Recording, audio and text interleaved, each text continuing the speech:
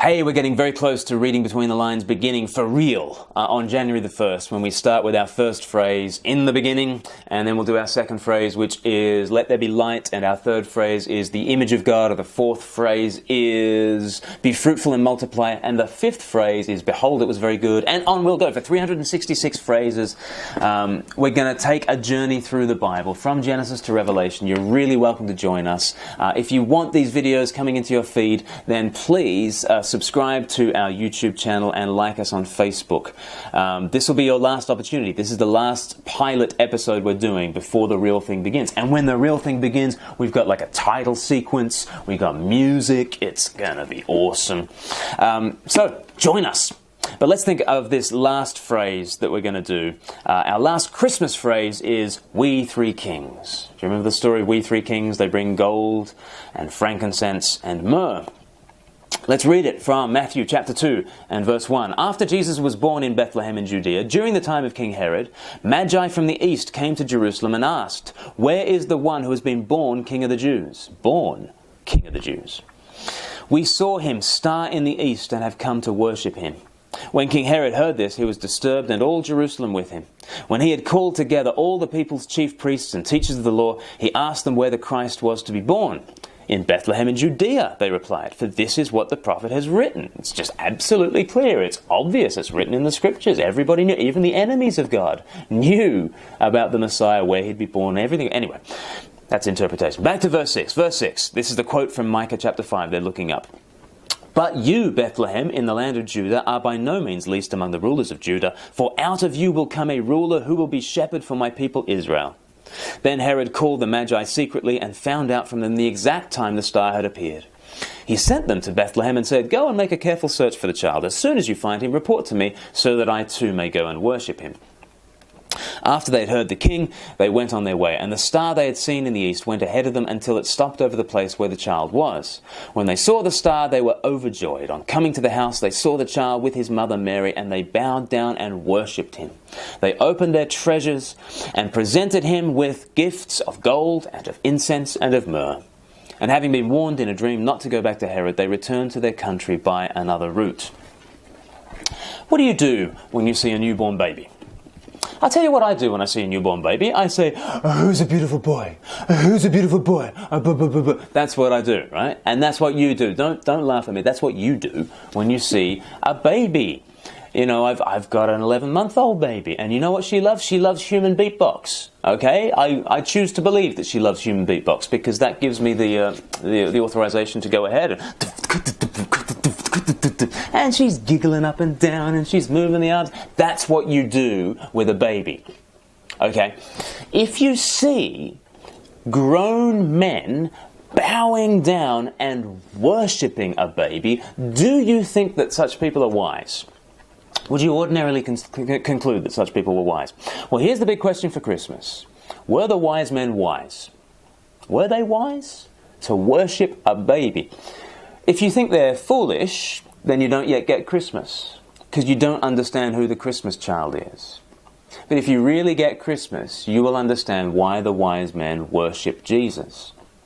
Because Jesus is the desire of all nations and the hope of all ages. We get that in this passage. You know, here are these wise men from the east. Where are they from? Like India, Thailand, China, who knows where they're from? But they've come hundreds, perhaps thousands of miles to worship a baby. So this promise of the Messiah has echoed to the ends of the earth.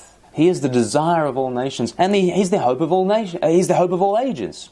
You know, we see even the enemies of God here. They can just open up the scriptures and read from Micah chapter 5, and they understand where the Messiah is going to be born, what he's going to be like.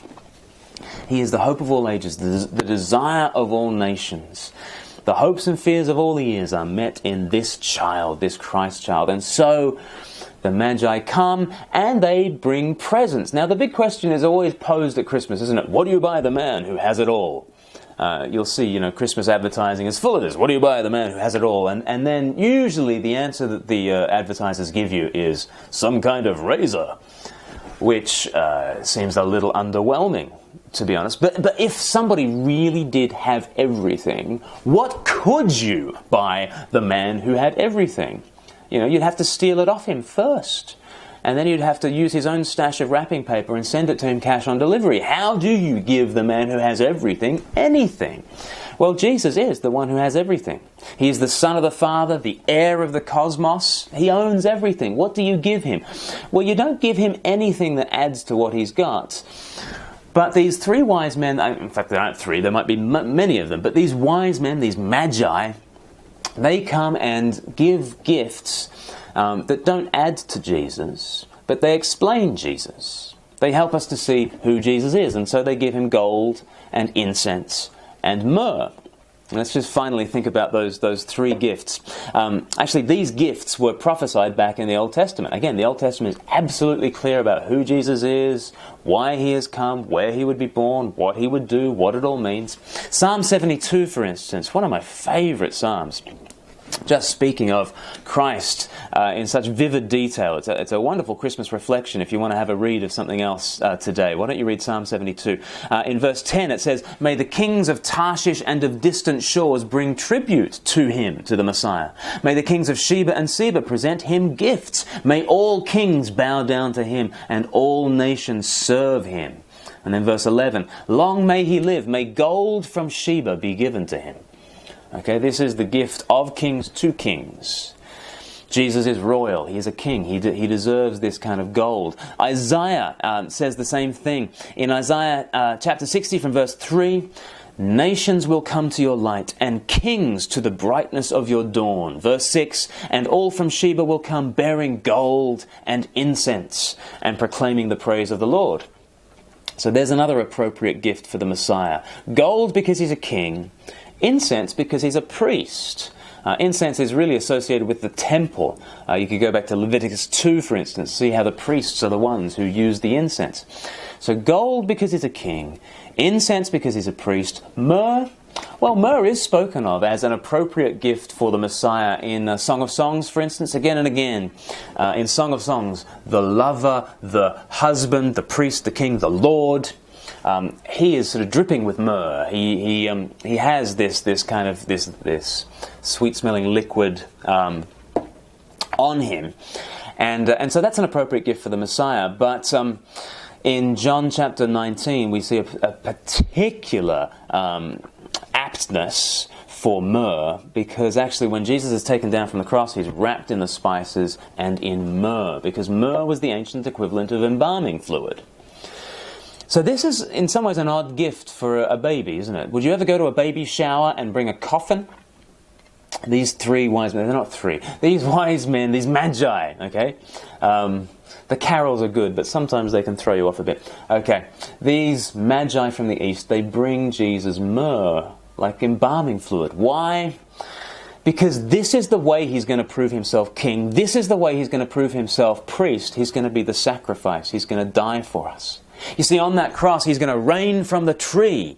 That's where he's truly going to establish his throne. His throne is his cross. He dies under the sign that says King of the Jews. He is the king because of the cross. He's also the priest because of the cross. There he is, dying with his arms outstretched to the world, praying, "Father, forgive." He is the ultimate priest. He's the ultimate king because he's the ultimate sacrifice.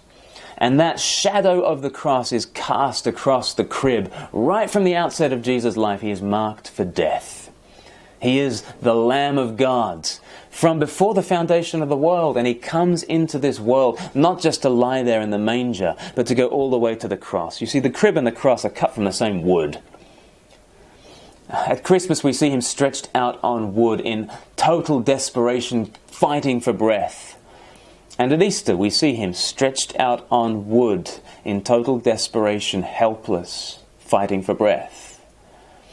The crib and the cross are cut from the same wood, because that's the trajectory he's on. The king, the ultimate priest, has come down to the manger in order to keep going down to the cross, in order to establish himself as our true king, in order to establish himself as our true priest, in order to be our lamb, our sacrifice.